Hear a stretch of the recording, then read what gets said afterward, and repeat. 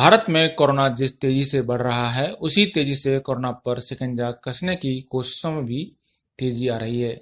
शनिवार को स्वास्थ्य मंत्रालय द्वारा जारी या ताजा आंकड़ों के अनुसार देश में पिछले 24 घंटों में 65,002 नए मामले सामने आए हैं, जिसके बाद भारत में कुल संक्रमितों की संख्या बढ़कर अब 25,26,192 हो गई है। इस दौरान 996 लोगों की भारत में मौत भी हुई है, जिसके बाद भारत में कुल मृतकों की संख्या बढ़कर 49,036 हो चुकी है। इस खतरनाक वायरस को मात देने वालों की संख्या में भी इजाफा देखने को मिला है, जो कि अब बढ़कर 18,08,936 तक पहुंच चुकी है। इस तरह से भारत में अब रिकवरी रेट भी 71.61% के स्तर तक पहुंच गया है। स्वास्थ्य मंत्रालय के अनुसार अब भारत में एक्टिव केसों की संख्या 26.45% है, तो मृत्यु दर 1.94% रह गया है। भारत के प्रधानमंत्री मोदी ने कहा है कि भारत को कोरोना मृत्यु दर 1% तक लेकर आना है। मृत्यु दर को 1% से भी नीचे लाने का जो लक्ष्य रखा है, इसे भी अगर हम थोड़ा और प्रयास करें, बड़े फोकस में प्रयास करें, तो वो लक्ष्य भी हम हासिल कर सकते हैं। गौर करने की बात यह है कि इस बीच भारत ने कोविड-19 टेस्ट करने की अपनी क्षमता में तेजी से वृद्धि की है। पिछले 3 दिनों में भारत में रोज 8 लाख से अधिक कोरोना टेस्ट किए जा रहे हैं। पिछले 3 दिनों के आंकड़ों पर नजर डालें तो भारत ने इन 3 दिनों में रोज 8 लाख से अधिक टेस्ट किए हैं। भारत का लक्ष्य है कि रोज 10 लाख कोविड-19 टेस्ट किए जाएं। टेस्टिंग की संख्या बढ़कर हर दिन 7 लाख तक पहुंच चुकी है और लगातार बढ़ भी रही है। इससे संक्रमण को पहचानने और रोकने में जो मदद मिल रही है, आज हम उसके परिणाम देख रहे हैं।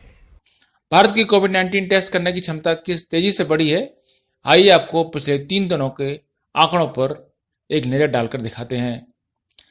14 अगस्त को भारत में 8,68,679 टेस्ट हुए और इस दौरान 65,002 केस सामने आए। इस तरह से 14 अगस्त को भारत में पॉजिटिविटी रेट 7.48% रहा। 13 अगस्त को भारत में 8,68,728 केस सामने आए और कंफर्म केस 64,553 रहे।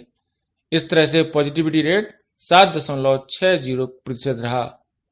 12 अगस्त को भारत में 8,30,391 केस सामने आए और कंफर्म केस इसमें 60,963 रहे।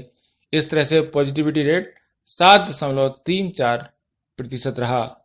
यहां हम देख सकते हैं कि भारत में 12 अगस्त से 15 अगस्त तक रोज कोविड-19 टेस्ट करने की संख्या बढ़ रही है। साथ ही भारत में और पॉजिटिविटी रेट भी 8% से कम पर आ गया है। अगर ये पॉजिटिविटी रेट घटकर 5% से कम पर आ जाता है, तो इसे निश्चित रूप से कोरोना पर लगाम लगाने की दिशा में एक महत्वपूर्ण कदम माना जाएगा। WHO की गाइडलाइन के अनुसार टेस्टिंग, ट्रेसिंग और ट्रीटमेंट की रणनीति पर चलकर, यानी 3T की रणनीति पर चलकर कोरोना पर काबू करने के लिए भारत को 5% से कम पॉजिटिविटी रेट को हासिल करना होगा। इसे संक्रमण पर काबू करने की दिशा में पहला महत्वपूर्ण कदम माना जाता है। लेकिन फिलहाल भारत में रोज कोरोना के केस जिस भारी मात्रा में आ रहे हैं, वो जरूर एक बड़ी चिंता का विषय बना हुआ है। WHO के आंकड़ों के अनुसार भारत 4 अगस्त से लेकर 14 अगस्त के बीच भारत में लगातार कोरोना के मामलों में बेहद तेजी बनी हुई है और भारत में दुनिया में सबसे अधिक कोरोना के केस सामने आ रहे हैं। यानी कि पिछले 11 दिनों से लगातार भारत में विश्व में सर्वाधिक कोरोना के मामले सामने आ रहे हैं। भारत को इस पर जल्द काबू पाना होगा, अन्यथा हालत और बिगड़ सकते हैं। भारत में कोरोना के बढ़ते मामलों को आप इस तरह से समझ सकते हैं कि भारत में 1 से 5 लाख के आंकड़े तक पहुंचने में 39 दिनों का समय लगा था।